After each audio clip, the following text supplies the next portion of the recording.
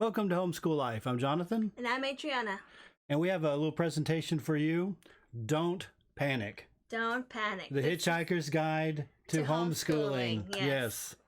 So we decided to do this podcast because we want to address something that's happening now, and that is what I call a frenzy.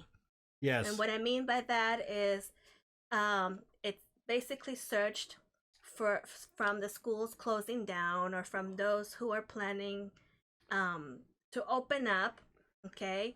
But with all these new restrictions and also regulations. Well, a lot of people are panicking because it's like, okay, this is it. I have to decide whether I'm going to homeschool or send my kid back to that environment. Right. But it's the environment of this complete unknown of post-pandemic nightmare. Yes, and so and there's even those schools that are taking the virtual approach, and parents are not really happy about that. It becomes an economic issue as well as where all our tax dollars going to. Exactly. And so it's creating a big frenzy, like I said, on concerns, and problems are arising as to how are we going to tackle this. And also, as a matter of fact, a lot of the homeschooling groups are getting a lot of parents who are now deciding to homeschool for the first time, trying to figure out, what do I do? How do I get from here? Is this the right curriculum? And they're very, very much panicking and in a frenzy because fall is upon us now, and that's the start of the new school year. There's some reasons why they're panicking. Okay, and we break that down. What is the root cause of their panic? Mm-hmm. And so what we wanted to say, don't panic, and we're gonna give you what you need that will help you not to do so, not to panic. And so we had some choice Douglas Adams quotes crossing the screen, just for your enjoyment as you're listening.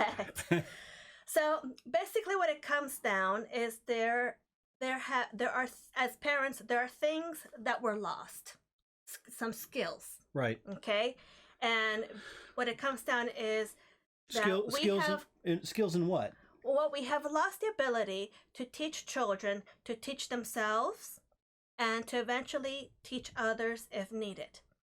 In other words, like, you're going to school, you learn those things in school, and then you can't really, as an adult, you can't really teach them. Right. But so for people to actually regain these skills, okay, we need to make sure that the children have this, okay, this time around. We need to turn that around so that we can have those skills to be able to teach others. Sure. Okay, this is why people are panicking, because they feel uncertain, they feel they're not competent, they feel insecure. Right. And so that's why we say that those are the skills that were lost and we need to bring back. Okay? So please go at it. So that children don't have to go through this when they're older, or even now. These are some things that they need to have. They need to acquire independence. Okay? They need to act on their agency by having many opportunities to practice. They need to have the freedom to discover concepts on their own.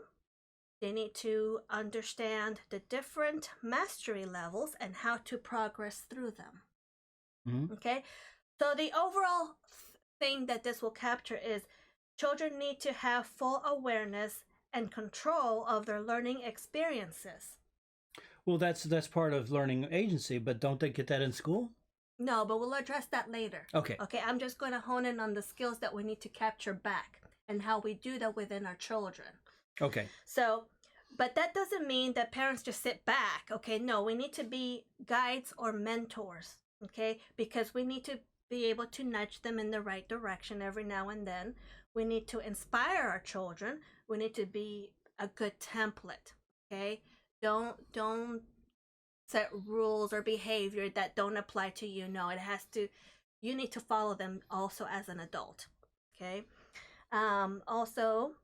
Can create opportunities for them and set up the environment that is better for them to want to learn and bring out their full potential as well. Okay, so these are just the key points. So this is how you become a guide and a mentor. Those are examples on how you do that. and that way your children can practice on acquiring independence. Okay, so this is how they can regain those skills. Now the next question is, how do we get here to where a lot of parents don't have those skills? What happened? Okay, so basically we're a product of the traditional school system, and there are problems there. Right. So what we have is in the traditional school system, we're told what to do, where to go, when to do it, exactly. and those type of things, and the lessons that they teach, right, is only for regurgitating onto a test. Correct. Okay, and so there's never any ability to learn how to teach. Yes, they don't have opportunities to practice independence, okay, or act on their own agency. Basically, they don't have freedom to have choices. Right, and so really the motivation in the public school system, or even private school who use the same method. It's what I call traditional school education. Traditional school. And when we say traditional school, we are including public and private that use the same methodology. The same methodology. So in the traditional school system, the motivation is, this is going to be on the test. These are the elements you need to study. And so the kid goes home, does their homework, does those things, memorizes those things, regurgitate them on the test. Correct. Do as you're told. Don't question. Right. Because the teacher's always right. There's no critical opportunities for critical thinking where you can go back and forth on different ideas and challenge them, for example. Right. And you are told to sit in your location, right? In your assigned seat. And you have to raise your hand for all kinds of permissions to do whatever you need to do. So you don't have the freedom to go about your life. They don't have the practice to have that freedom to go about their life. Right. It doesn't build agency because there's no practice of agency. Correct. So here's some of the key things with the traditional school education, the method or whatever. Basically, one thing is they have a rigid schedule. Yes. Okay, too rigid. No flexibility to pursue your interests, things that inspire you. None of that. It's a rigid schedule set by someone else. Also, they have limitations that are set by the specific curriculum chosen. Okay, you're limited by whatever they're teaching and by the method that they're teaching it. Okay, don't go outside those boundaries. The boundaries of the curriculum? Yes. Okay. And the method. So there's those limitations. That's why they don't get the practice of independence and so on that we were talking earlier. There's a 30-to-1 student-to-teacher ratio. Okay? That's a problem because there's no one-to-one connection. Right. Okay? Between the teacher and the student. And also, there's never a focus on individual needs. Never. Okay, because one teacher is trying to address 3 different students, and that teacher is going to just do it one way, regardless of everyone's individual needs. Okay. The other thing is that a lot of people miss because they don't understand the stages of development. Is that these traditional school educations, they only attempt, and they attempt. That doesn't mean they succeed, but they attempt to address the intellect, developmental need, okay? But they completely ignore that there's physical, emotional, and social developmental needs that children need to address as well. Okay? So, as a general thing, it's really a waste of time and effort that brings no inspiration for the student to want to learn or enjoy the experience altogether. Right. Okay, so that's where how we got to where we are now, and we are encouraging every parent who's homeschooling to try the complete opposite approach to the traditional school system, something that will benefit you so much more, and it'll keep you from panicking. Correct. Because one of the reasons why they panic, and I'll say this again, one of the reasons why parents are panicking is because they're going into an unknown. Yes. Okay, there's an unknown in there because they themselves, when they went through their systems, right, their school systems, okay, they said, well, I had algebra and I did well in the class. I got a B or A or whatever, but I don't know how to teach it. Yep. You know, they remember a couple of things, but they don't know how to teach it. But the thing is when you homeschool, the child learns how to teach because it's taught to mastery, not to a Correct. grade. Exactly.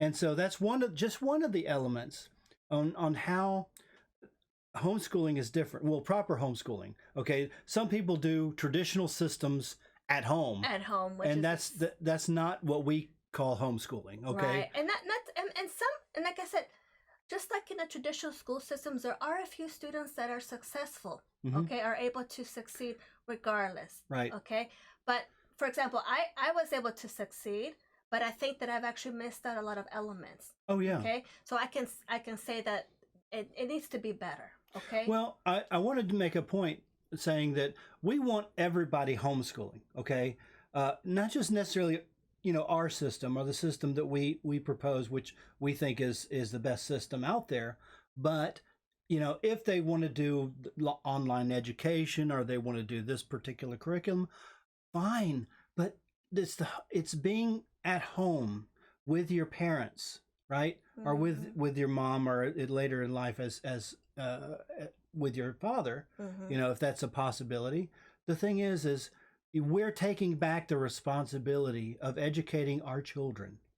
Okay, and that's a big step right there. And that's a huge step, and it has ramifications through all of society. Right. And one of the things it's going to assure is that the things that you have that's important to your life, your values, your family values, that they are passed on to the next generation, and that is the most important thing as far as to me is. Correct. And that's a big step. And the thing is, what we're trying to tell you is best practices. Okay, best practices to minimize any conflicts that arise. Right. Okay, because you're new at this, and mistakes are going to be made. Right.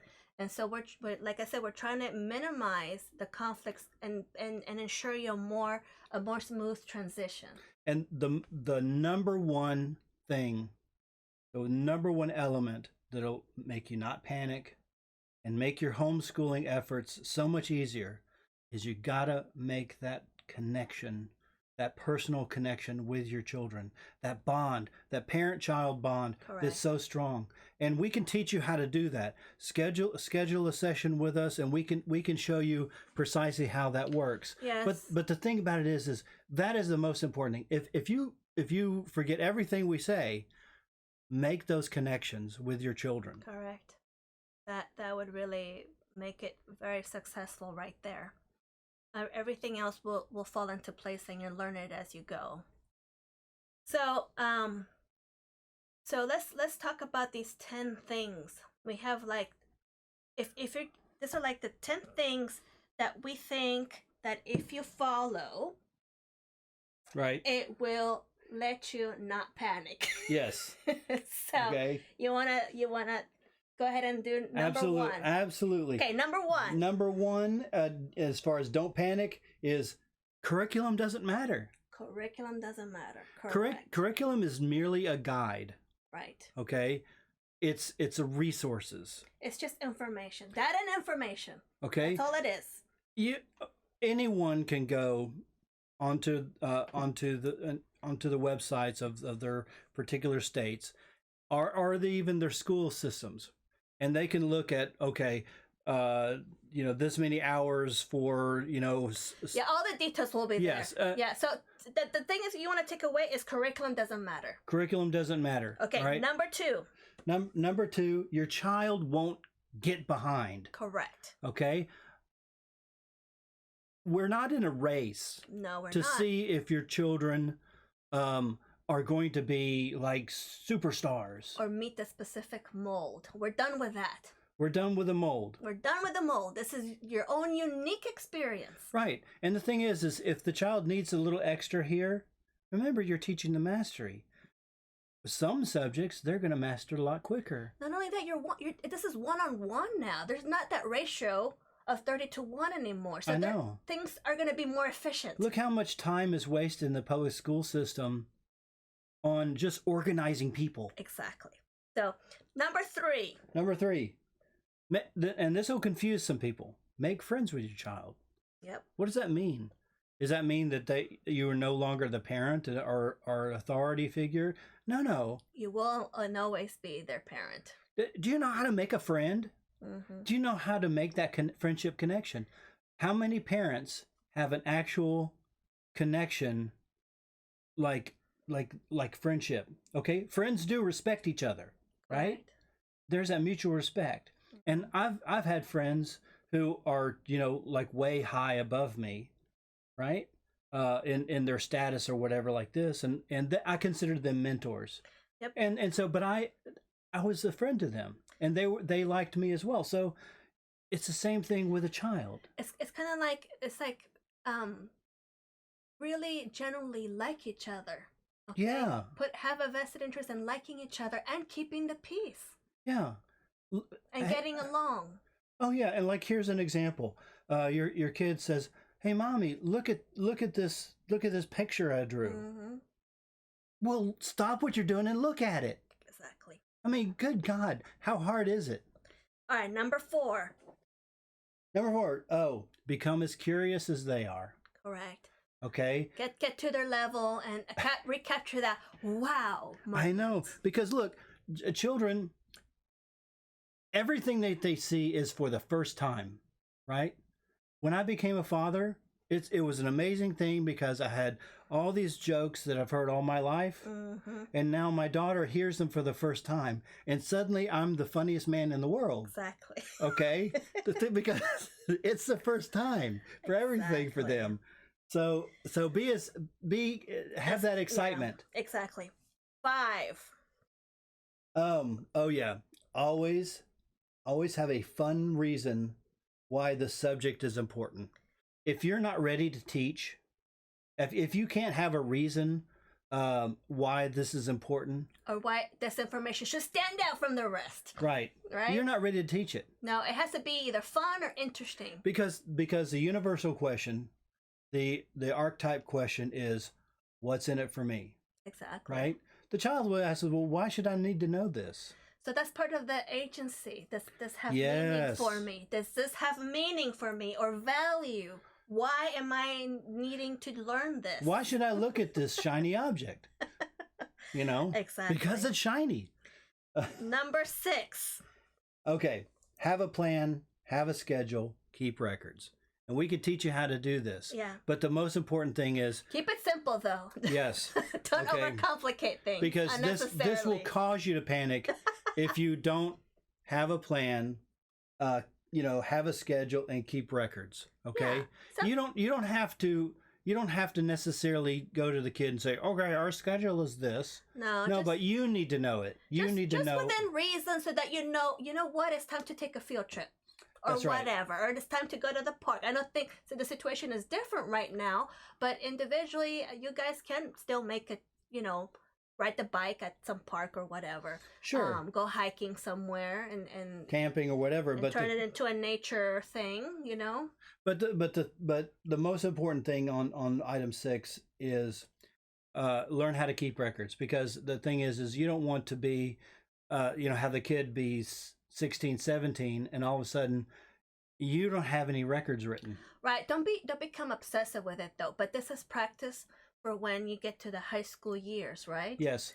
So Microsoft Excel will be your friend. Exactly. And the thing is, they have all these planners available, but realistically, you need to customize your own, because every family need is different. The way you look at the calendar is different. So.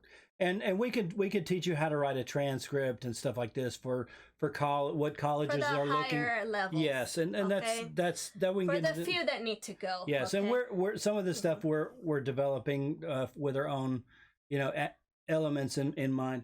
But number 7, teach to mastery, not to a grade. I've already spoken on that one, but that'll That'll make it more enjoyable for sure. Oh, yes. Because that way the kid is like, I really want to learn up to this point. Right. So be it, right? And then later on, they might want to go all the way through to full mastery of something. Sure. So. Now, the thing is when we say don't panic, we're not just talking about the parent. We're talking about the kid as well. Well, it transfers. If the parent is panicked and stressed, so will the child be. That's right. That's why number 8 says, never teach to boredom. Yeah, never try to teach to boredom. Because there's no learning. We have, what was the thing? If you have to let it go, do the Frozen things, the song. Yeah, so, you have to learn how to let it go if the child has no interest in what you're trying to That's teach. right. Because let it go. Because it goes back to the other one. Your child is not going to get behind. Correct. 9. Oh, observe and note. Observe and note what are the child's interests. Okay. Correct. I mean, we can go on and on about observation, and that's very important to the levels of development. You need to tune in, because when you know that your child is, for example, is interested in Legos, you can use Legos to teach math and everything, and a lot of other things, even architecture. So if you know their children's interests, then you can use it to your advantage. You can look. Our daughter is interested in several things, and like maybe it's a documentary or something like this. Mm-hmm. Well, I know the documentary, or this whatever program.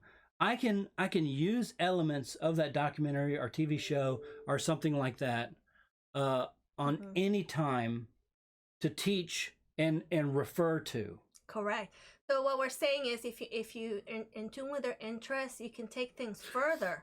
Mm-hmm. Okay, that's what I mean, that they can learn something at a much faster pace because you're in tune with their interests. That's right. And you can, the child's going to learn more than they need to just because you follow their interests.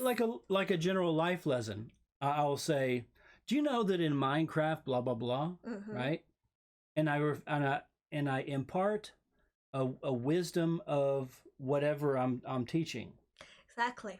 Okay, and so that's And then number 10, one of the most important is, if you are stressed, then stop. Stop. You are in no condition to teach. Exactly. Okay, take a break. Drink some coffee, or leave it for the next day, or even leave it for the next week. If you're going through a very stressful situation at your home, that means it's not a positive learning environment. That's right. Okay. Now, the thing is you can also switch back and forth between lessons. Okay. If you're stressed about teaching one particular lesson, go to another one. Yeah, and don't limit yourself to academics. For goodness sakes, there's cooking, there's baking. I mean, for some people, it's relaxing to bake cookies. So instead of teaching math, you have no desire to do that at that particular day, why don't you just bake cookies with your child? Change it around to something else, like a life skill. And again, with the observation, there's something that happened just today, and my daughter said, "Hey, can I make my own coffee?" And I said, "Okay." And so I watched her, and she made her own coffee, and she was fine with it. Right. And so she goes, now it's like, wow, I made my own coffee. Yep. You know, whenever they practice on their independence, they feel like a great achievement, and that gives them confidence to want to learn more challenging things. So anyway, so there you go. There you go. Don't panic. You're just fine. Just I'll post these 10 Everything 10 things. Will be okay. You know, the videos and podcasts we provide for you are to help you to do that. That's right. And so we wanted to present this to you. If you have any questions, you can schedule an appointment with us. You can subscribe to our YouTube channel, subscribe to our website. Right. We're going to have a newsletter soon. Yes, we're having a newsletter soon. If you want to chat with us a little bit, you can go to our Facebook page, and you can donate to it and continue our work. We'd appreciate it. And thank you very much. Bye. Bye.